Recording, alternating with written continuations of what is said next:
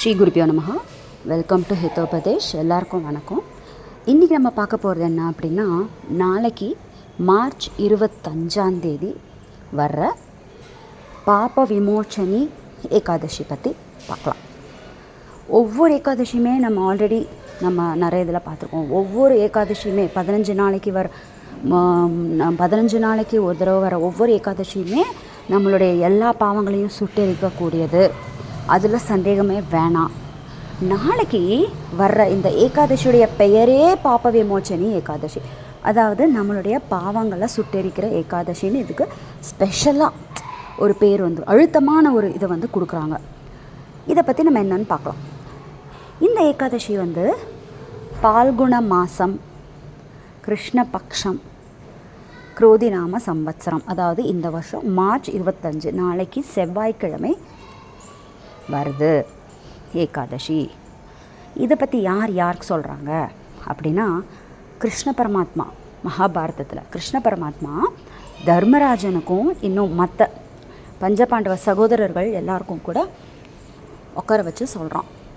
அப்போது கிருஷ்ணன் சொல்கிறான், நான் பாப விமோச்சனி ஏகாதசியை பற்றி லோமஷ ரிஷிகள்னு ஒரு முனிவர் இருக்கார். அந்த லோமஷ ரிஷி அப்படிங்கிற அந்த முனிவர் மாந்தாதா அப்படிங்கிற ஒரு ராஜாவுக்கு சொன்னார். அதை நான் உனக்கு சொல்கிறேன். இது எதில் வருது அப்படின்னா பத்ம புராணமில் வருது அப்படின்னு சொல்கிறாரு. அப்போது இதை பற்றி என்னன்னு சொல்லி நம்ம கதையை பார்க்கலாம் அப்படின்னு சொல்லி கிருஷ்ணன் தர்மராஜனுக்கும் பஞ்சபாண்டவர்களுக்கும் சொல்லிகிட்ருக்காரு. லோமஷ ரிஷிகள் மாந்தாதாக்கு சொன்ன அந்த பாப விமோச்சனியுடைய மகிமை நான் உனக்கு சொல்கிறேன்னு கிருஷ்ணன் சொல்லிகிட்டு இருக்கார். பாருங்கள், இது நம்ம யாரோ சொல்லி வந்தது கிடையாது. கிருஷ்ணன் யாருன்னு தெரியும். உலகத்துக்கே குரு, உலகத்துக்கே தெய்வம். அவன் வாயிலேருந்து வந்தது. இது பொய்யாகிறதுக்கு சான்ஸே கிடையாது. சைத்திரரத்தான்னு ஒரு பூங்கா, ஒரு வனம்.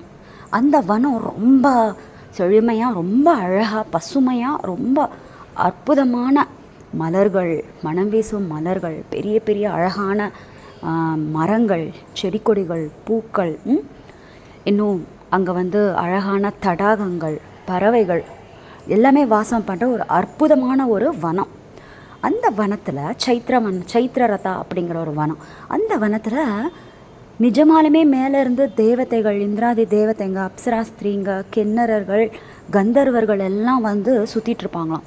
ஏன்னா அது அவ்வளோ அழகாக இருக்குமா. அங்கே பாருங்கள், பூமியில் கூட இப்படி ஒரு இடம் இருந்திருக்கு, இப்போவும் இருக்கும், நம்மளுக்கு தெரியறதில்ல, அவ்வளோதான். அந்த இடத்துல மேதாவி அப்படின்னு ஒரு ரிஷி. அந்த ரிஷி ஒரு வயசு சின்னதாக இருக்கிற ஒரு ரிஷி. அவன் பார்க்குறதுக்கு ரொம்ப அழகாக இருந்தார். அவர் உட்காந்து சிவனுக்குள்ள அந்தர்யாமியாக இருக்கிற லக்ஷ்மி நரசிம்ம சுவாமியை தியானம் பண்ணிகிட்டு இருந்தார்.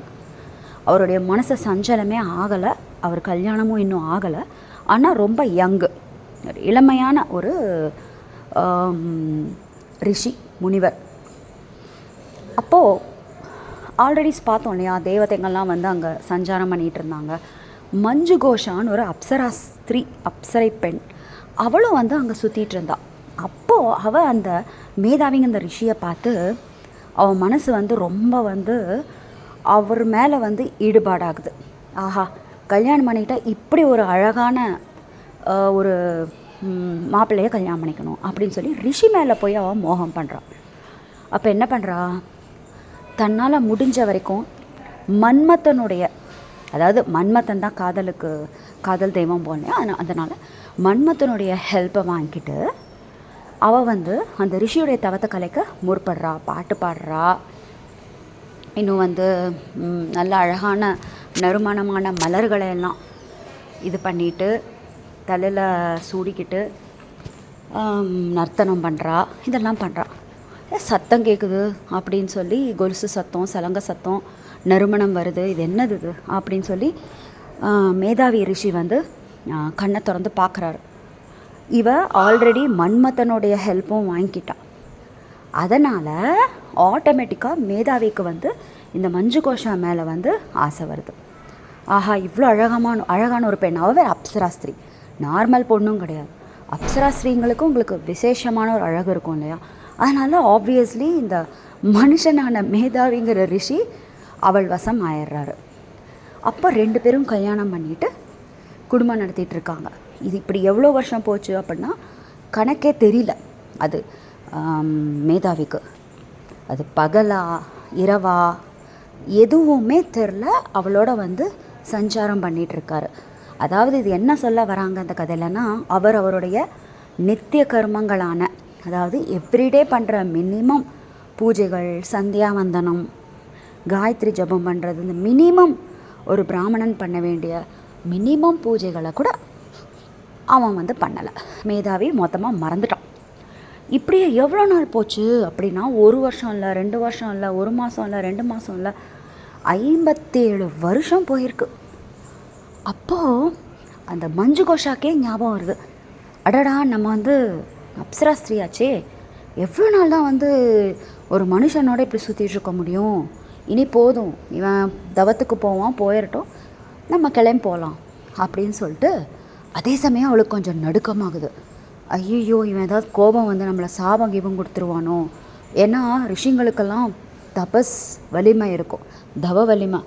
அது மூலமாக நம்மளுக்கு ஏதாவது சாபம் கொடுத்துருவானோ, ஏதாவது திட்டிடுவானோன்னு பயந்துக்கிட்டே, சுவாமி நான் ஆக்சுவலி அப்சரா ஸ்திரீ, நான் என்னோடய உலகத்துக்கு போகலாமா, உங்கள் பெர்மிஷனோட நான் போகிறேன் அப்படிங்கிறா. அப்போது மேதாவி சொல்கிறான், ஹே என்ன அவசரம், காலையில் தானே வந்த, இப்போ தானே சாயங்காலம் இருக்குது, நாளைக்கு போய்ப்பியாமா அப்படிங்கிறான். அதாவது பாருங்கள், அவனுக்கு எவ்வளோ வருஷம் போச்சுன்னு கூட தெரியல. தன்னுடைய எவ்ரிடே பண்ண வேண்டிய பூஜைகளை கூட விட்டு அவளோட இருந்திருக்கான். அப்போது இவளுக்கு நிஜமாலுமே பயமாகுது. அடடா, எவ்வளோ வருஷம் இருந்தோன்னு கூட இவனுக்கு தெரியலையா? இப்போ அது உண்மை தெரிஞ்சால் நிஜமாலுமே கோவப்பட்டு என்னை கண்ணிலருந்தே எரிச்சிருவானே, நெருப்பை கொட்டி. என்ன பண்ணுறது அப்படின்னு பயந்துக்கிறான். ஏன்னா அவனோட பூஜையை கூட கெடுத்த கோபம் வருமே அப்படின்னு சொல்லி. அப்போது வேறு வழி இல்லை, சொல்லி தானே ஆகணும் அப்படின்னு சொல்லி, சுவாமி நீங்கள் தப்பாக நினச்சிட்ருக்கீங்க, நான் 57 வருஷம் 9 மாதம் இவ்வளோ நாள் ஆச்சு அப்படின்னு சொல்கிறா. அப்பா மேதாவி, என்னது, அப்போ நான் இவ்வளோ வருஷம் நான் எதுவுமே பண்ணலையா? என்னுடைய பூஜைகளெல்லாம் விட்டுட்டேனா? ஹரிநாம ஸ்மரணை பண்ணலையா? இந்த நாராயணனை நினைக்கவே இல்லையா நான் அப்படின்னு சொல்லி ரொம்ப அவன் மேலே கோவம் என்னுடைய தவத்தை கெடுத்த நீ, என்னுடைய பூஜைகள், என்னுடைய நித்திய, அதாவது எவ்ரிடே பண்ண வேண்டிய மினிமம் என்னுடைய கர்மங்களை கூட பண்ண விடாமல் எல்லாத்துக்கும் தடையாக இருந்த நீ பிசாசி ஆகு, உனக்கு ராட்சச ஜென்மம் வரட்டும், பிசாசி ஜென்மம் வரட்டும்னு சாபம் கொடுத்துட்றான். என்னுடைய தவமெல்லாம் போச்சு ஒன்னால், என் புண்ணியமெல்லாம் போச்சு, இவ்வளோ வருஷம் நான் எவ்வளோ கஷ்டப்பட்டு புண்ணியம் சம்பாதிச்சிருந்தேன் தெரியுமா, ஒன்னால் எல்லாம் போச்சு அப்படின்னு சொல்லி ரொம்ப கோவப்படுறான். அப்போ அவள் சொல்கிறா, சுவாமி ப்ளீஸ் என்னை மன்னிச்சிருங்க, நான் கெடுதல் பண்ணணும்லாம் நினச்சி பண்ணலை, எனக்கு உங்கள் மேலே ஈடுபாடு வந்துச்சு, அவ்வளோதான், நான் எதுவும் தப்பு பண்ணல, இப்போவும் சொல்கிறேன், உங்கள் காலில் விழுந்து நான் மன்னிப்பு கேட்டுக்கிறேன், நான் கெட்டவ கிடையாது, நான் கெட்டவளாக இருந்தால் உங்கள்கிட்ட சொல்லாமே போயே இருக்கலாம், பட் நான் உங்கள்கிட்ட சொல்லிவிட்டு பர்மிஷன் கேட்டு நான் மன்னிச்சிருங்கன்னு தானே சொல்கிறேன், தயவு செஞ்சு என்னை மன்னிச்சிருங்க, இந்த பிசாசி ஜென்மத்துலேருந்து எனக்கு ஒரு விடுதலை கொடுங்க ப்ளீஸ்.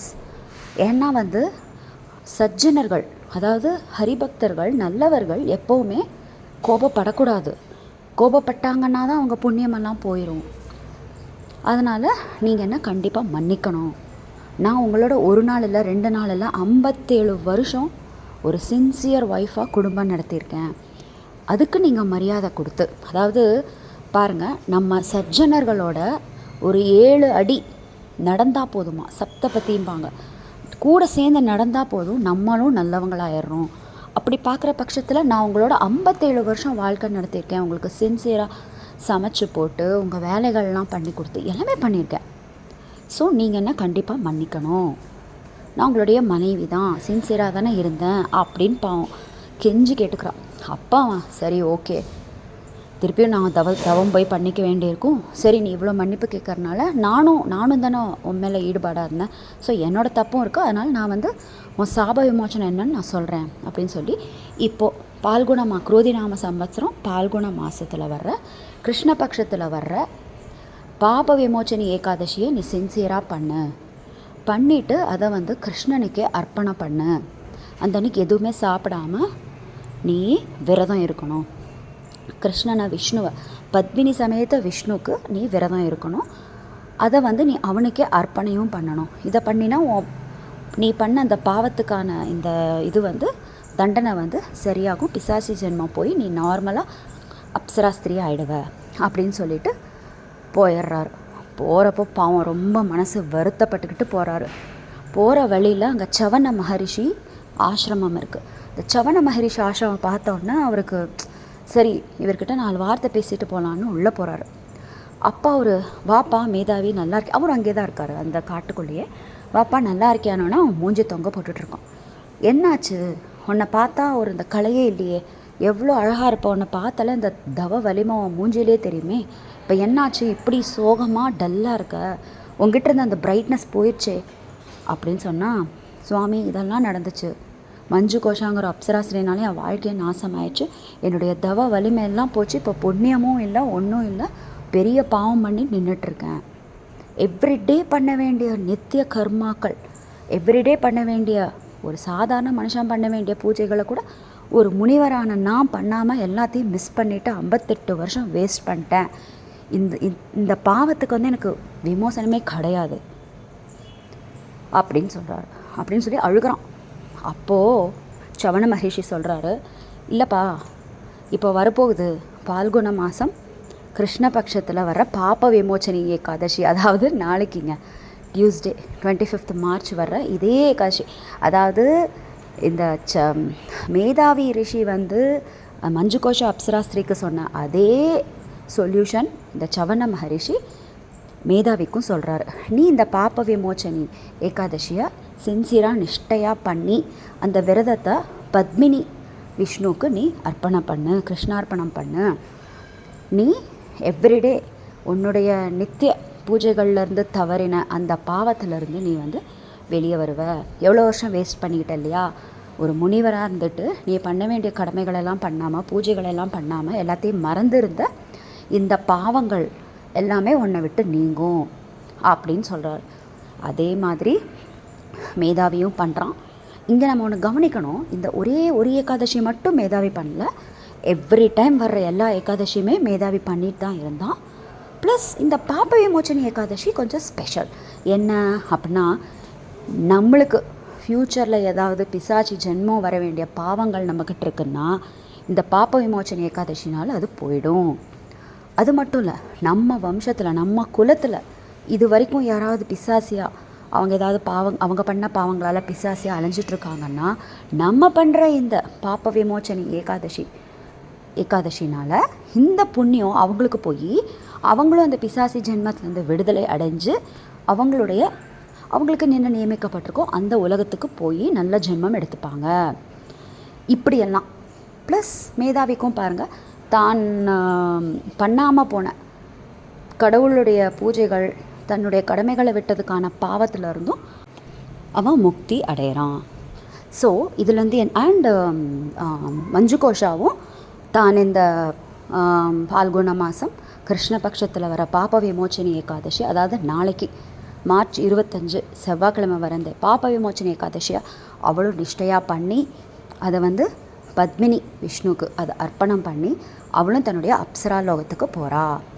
மேதாவியும் தன்னுடைய பாவங்களெல்லாம் கழிச்சிக்கிட்டு தான் பண்ண அந்த தப்புகளுக்கு வந்து பரிகாரம் அந்த ஏகாதசி பண்ணி பாப விமோச்சன ஏகாதசியில் அவனுக்கு கிடச்சிது. அதுக்கப்புறம் எகெயின் போய் ஃப்ரெஷ்ஷாக தவமெல்லாம் பண்ணி தன்னுடைய புண்ணியத்தை எகெயின் வந்து சேர்த்திக்கிட்டு கடைசியில் அவனும் வந்து ஸ்ரீஹரி, அதாவது நாராயணனுடைய லோகத்துக்கே போய் சேர்றான். எவ்வளோ அற்புதமான இந்த பாப விமோச்சன ஏகாதசி பாருங்கள். நம்மளே இந்த மனுஷ ஜென்மம் எடுத்து பிறந்து சந்தோஷமாக இருக்கும் அப்படிங்கிறது ஓகே.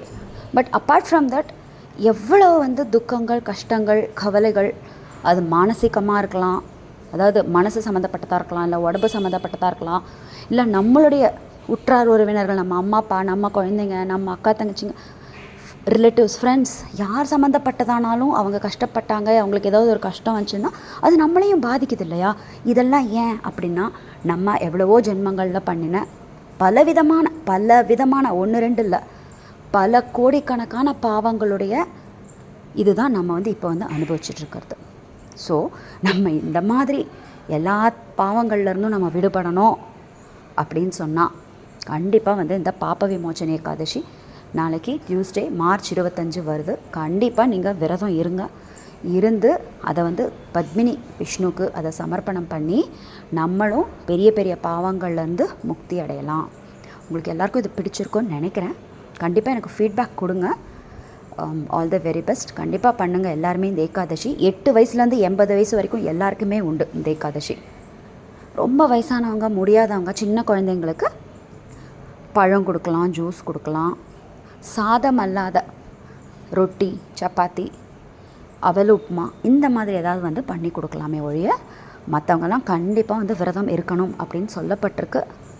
ஸோ நீங்களும் பண்ணுங்கள். உங்கள் ஃப்ரெண்ட்ஸ், ஃபேமிலி, வீட்டில் எல்லாருக்கும் சொல்லி, அம்மா அப்பாவாக இருக்கட்டும், ஒய்ஃபாக இருக்கட்டும், இல்லை ஹஸ்பண்டாக இருக்கட்டும், இல்லை உங்கள் குழந்தைங்களாக இருக்கட்டும், எல்லாருக்கும் இதோடைய மகிமையை சொல்லி எல்லாரையுமே பண்ண வைங்க.